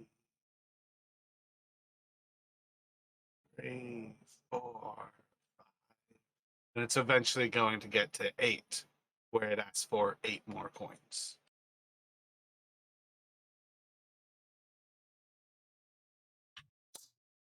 Why don't you tell us a bit about these traps first, and then we'll see about. Well, you haven't paid me. You just gave me my own coins back. I gave you what you Now asked we for. agreed on this thing.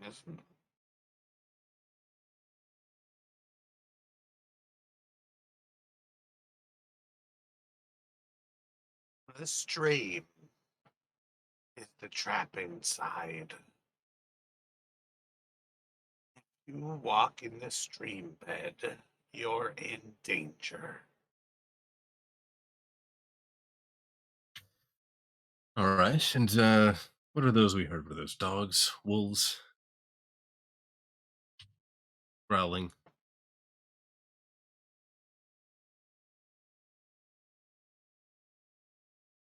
There are wolves inside, yes.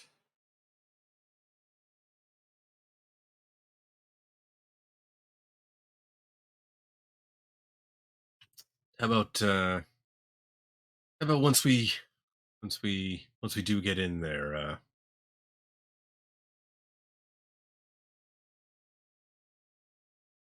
How many uh, how many of you are in there? You keep asking, but you're not paying. I need to leave rich. I'm just gonna see the hands like wiggle from beside its back. It's kind of reaching out for more coins. So Kander will pull out another 2 silver. I'll be like, all right, 2 silver for the I think it was still at the stream. 2 for the wolves. That leaves what, 2 more when you answer this my other questions, and then we'll be whole. And mine. You took my coins.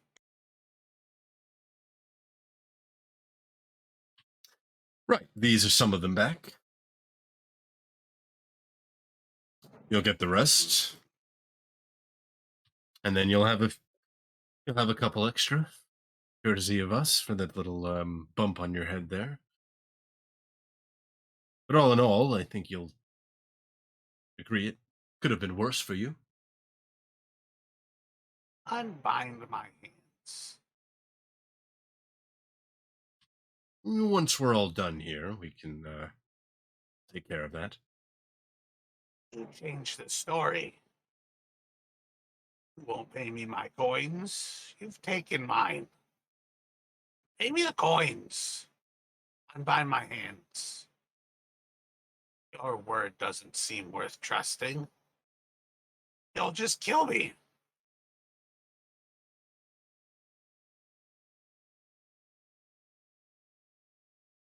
At this point, Kander's going to look back to towards George. Um, if you're looking for George to help in any sense, I don't have exactly much, but he'll step up a little bit and say, "It wasn't my friend's intent to kill you in the first place. It wasn't mine to kill your friend. I'm just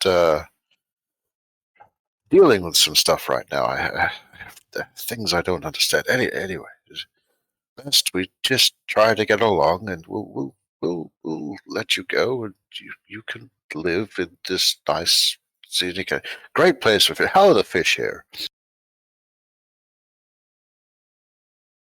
George is a Yo, bit frazzled. Narg? Narg? What'd you do? No more news. Hurt me or free me.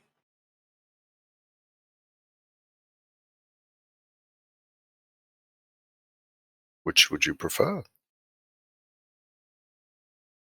Rather you pay me, like we said. Coins. Give me coins. Rich goblins leave here. All You right, can all right. have.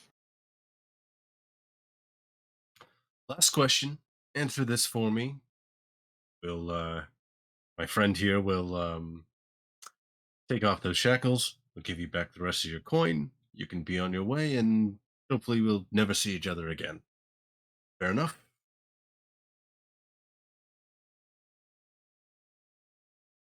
Hands or coins first. One or the other. I can't trust you. Ugh. All right, George, go ahead. George will get the key out. Because he did catch the start of this, he'll say to the goblin, he'll say, "You asked what we had to trust you. We've given back your weapon and some of your coins. What do we have to trust you now that we untie you, that you won't use them on us or alert the others?"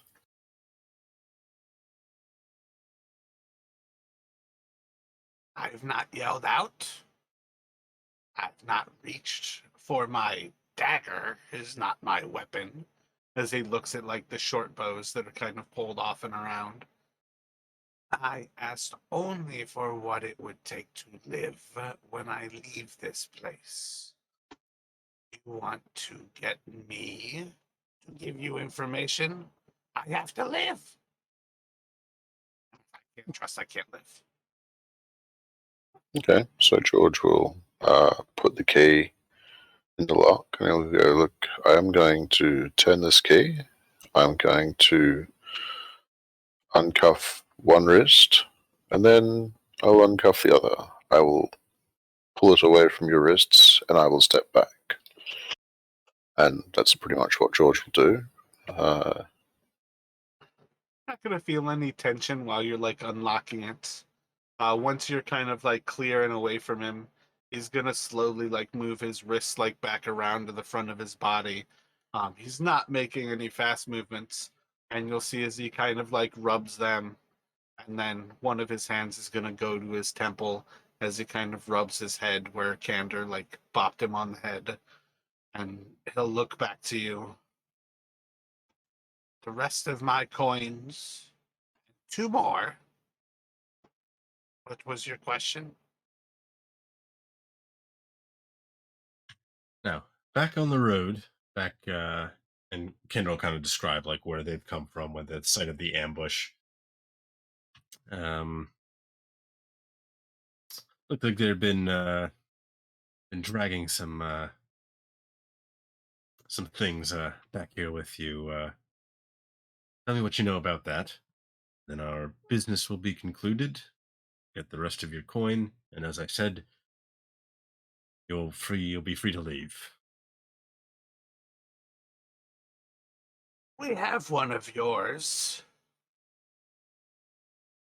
I was not told why, but we were supposed to take you alive. He is inside. He's safe. He's where shinies. He's gonna look at you with like kind of a crossed eye, like trying to figure out if he should be asking for more coins. And which one would we talk to in there about? We wanted to make some sort of exchange for your prisoner. Who's in charge in there?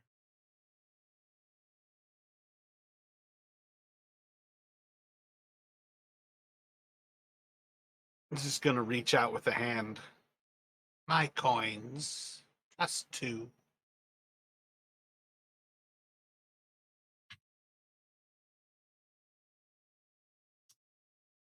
All right. And Candor will again reach in and he will pull out another 4 silver pieces. That's it. That's all you had. And I've given you more on top of it.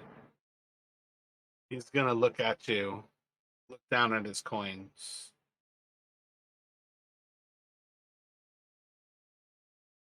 This is what I had beforehand. Still trying to trick me. Looks back down at his coins. He's gonna hold up a hand with all 5 fingers out. You owe me this many. You're shorting me. My coins. We agreed. All right, all right. 5 more. And this time he's going to reach in and he's going to take out 5 of his own copper pieces, add them to the goblin's hands.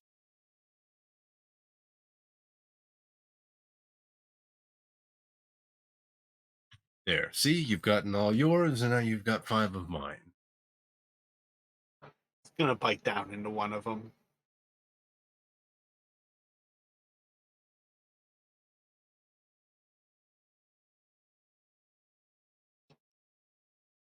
You want to know who's in charge? I need more shinies.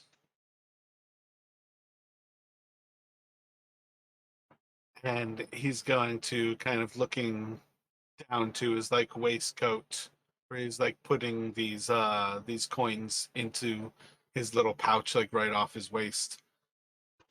And he's going to say, 2 more of your coins. You can hear the boss.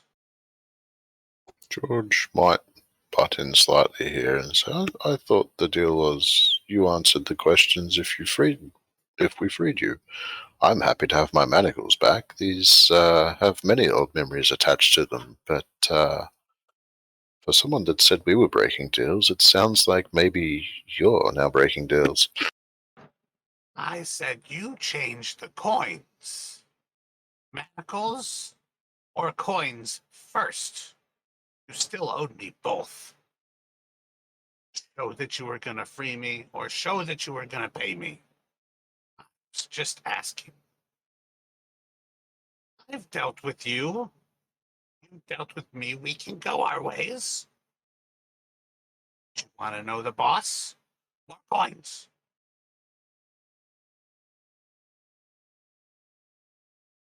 So Kander's gonna like make a big show of it, like give a big like huff and kind of like shaking his head, and then really trying to like sell it, and then drive a hard bargain, but fine, 2 more, and he will kind of reach in like, and then almost kind of like hesitate again, still trying to like kind of overplay, like, and then take out 2 more coppers and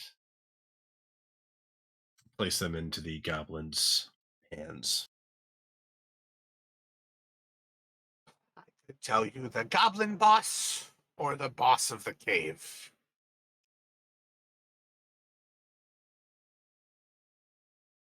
So Kander will try to hide his surprise at that.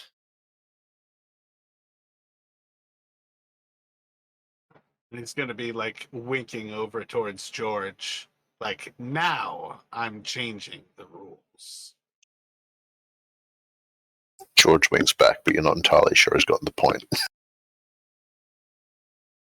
He swishes his switch around a little bit. You can like see as the goblin twitches a little.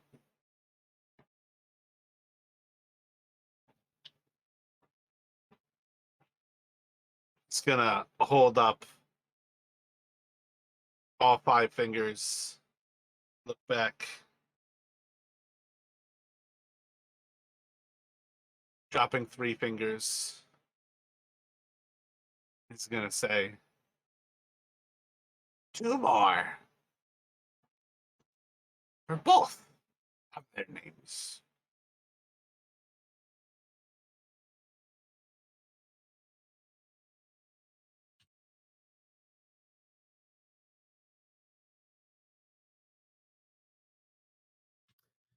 going to leave me penurious, but all right.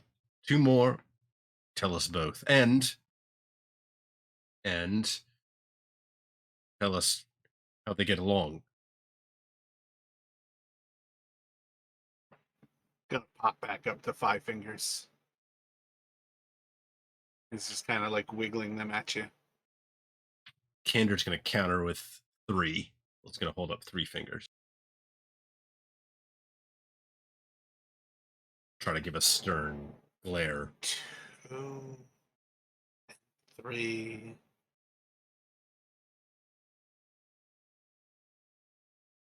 6.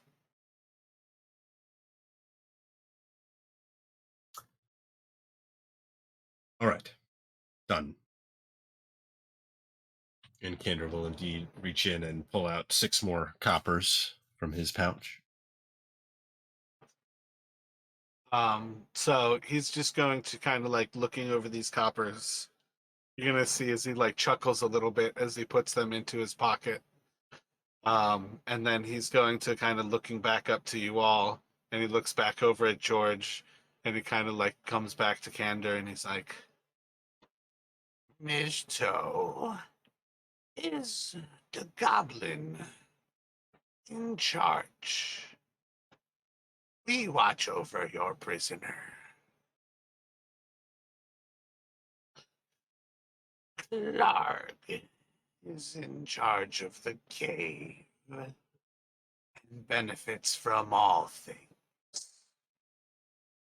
Nobody would be sad to see him go. It might even be quite helpful to have the assistance.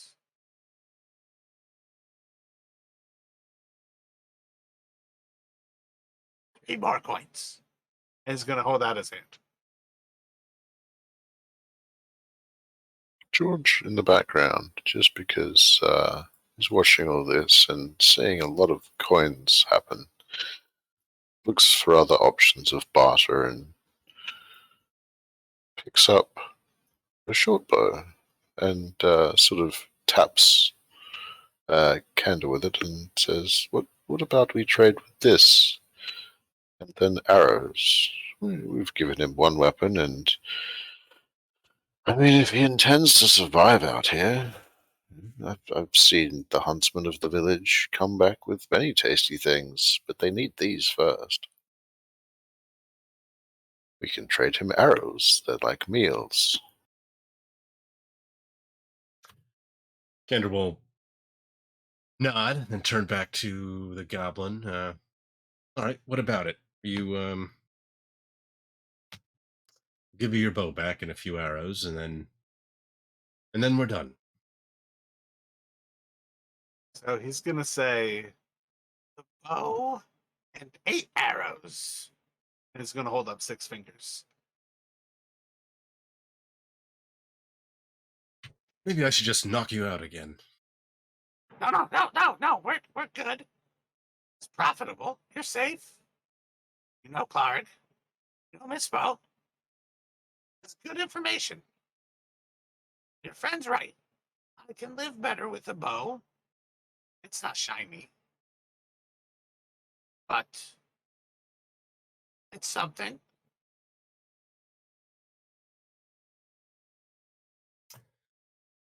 All right. So Candor will turn back towards George and kind of like nod and like kind of gesture for him to go ahead and hand over the bow, and Trevin will take out some of the arrows that he had put into his quiver and hand them over to George as well. Okay, so George will step forward again. He'll pass the short bow. Well, he'll put the short bow down at the side of the goblin. He might, seeing as he's noticed that there's a bit of a miscalculation of counting going on from this fellow, he might try and shuffle the arrows in such a way that he discreetly tries to drop one behind him. He will try and make that look like an accident. 1 or 2 of the arrows. But otherwise, he'll put the rest down with the bow.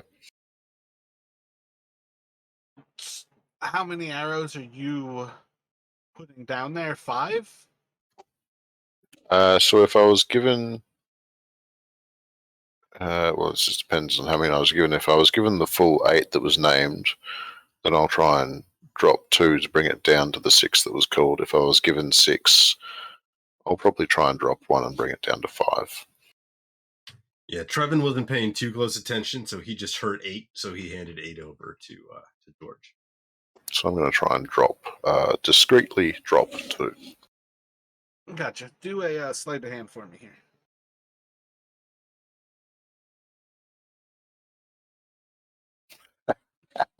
Which just looks like a clumsy ass. No, Okay. he'll see you drop them, and as he kind of looks down to the bow and the arrows on the ground, you're going to see as he kind of looks over them for a moment, and then he looks up like with a little bit of assurance. He's not currently reaching for the bow or the arrows yet, and he's going to say to you,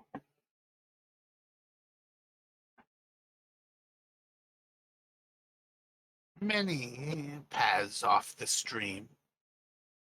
The dogs, and then a trail to the goblins.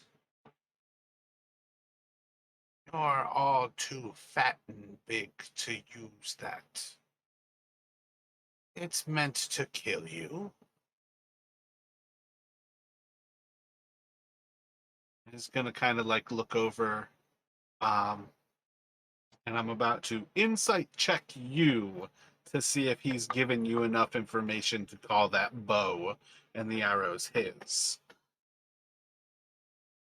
hmm So I'm curious how you two are taking that bit of information.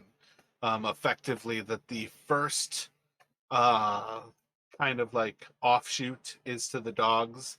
The second offshoot that you will find is to the goblins, and that is a deadly trap.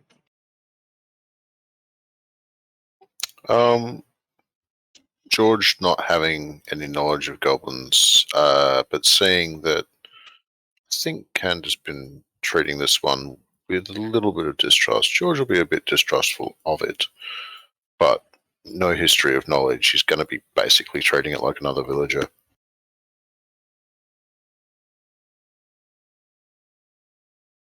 Maybe this experience will give him some learning.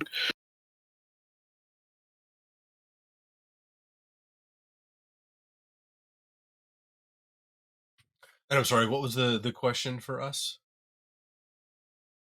More or less, if as he says those two bits of information, if that seems like him reaching for the bow and the arrows, is a done deal. Where, Uh, yeah, no, Candor considers, yeah, he's not going to stop him. Almost give like a little nod, like as he starts reaching for him, and then like a shake of his head off, like to their west, like go on, get out of here.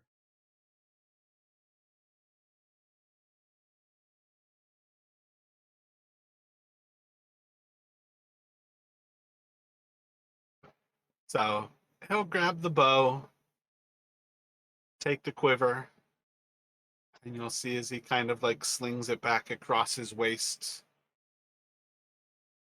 kind of keeping the bow still like below his waist, so he's trying not to look like he's armed while he's still in front of you, kind of situation. And he'll kind of look to you. Could make me richer if you're going to kill all my friends. As he looks down towards Narg again.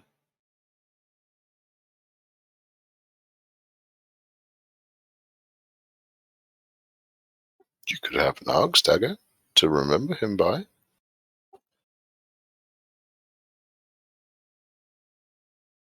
Roll an intimidation.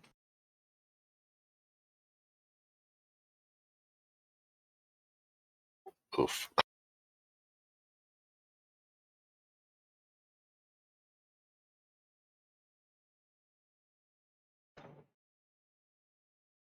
He's just going to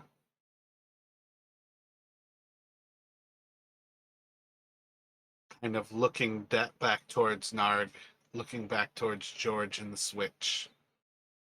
And I think he's going to kind of look up to you guys with one last, like, little bit of kind of curiosity. And he's going to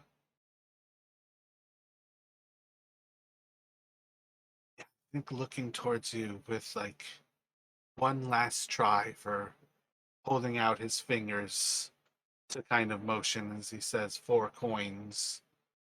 And he's going to kind of say,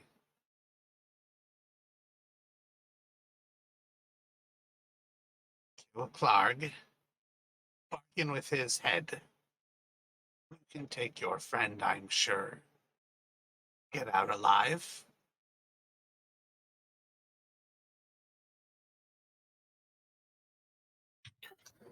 George will reach into his pouch and flick him 2 copper pieces. He's going to snag those up real quick as he puts them into his pouch. And he's going to say to you, again, like holding out his hand and like wiggling his 5 fingers, he's going to say, 4 more.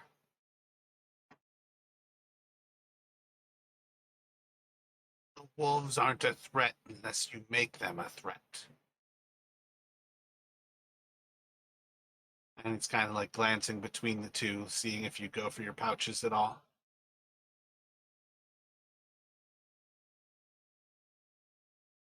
That piqued Kander's interest, so he will reach in and pull out 4 more coppers and hand them over. None of you are wearing really anything beyond leather armor, right? Kander's in like not even studded. You're just in leather. Yep. Same with George. So you're paying him those coins, Kander? Yep. Did you give him all 4? Yes. Again, he's still like he's trying to make it seem like, this is like he's bankrupting him here, but he is handing over 4 coppers. So he's gonna like pretty greedily snatch those up off the ground or from you and pocket them. And then he's gonna kind of like wiggle his fingers again. Clark uses the back of their den for a garbage heap.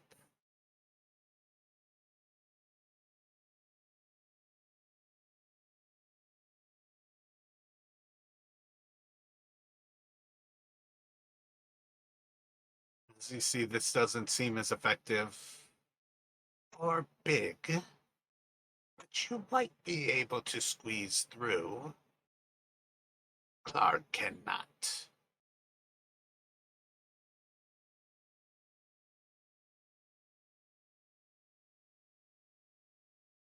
Gives it another moment to see how it's ruminating with you guys.